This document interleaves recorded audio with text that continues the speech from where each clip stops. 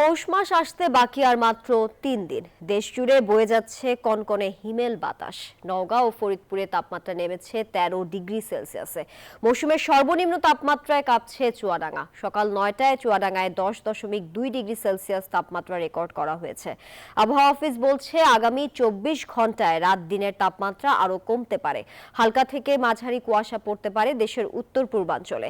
এমত অবস্থা থাকতে পারে আগামী ৩ দিন। বঙ্গোপসাগরে দেখা দিয়েছে সুস্পষ্ট লঘুচাপ।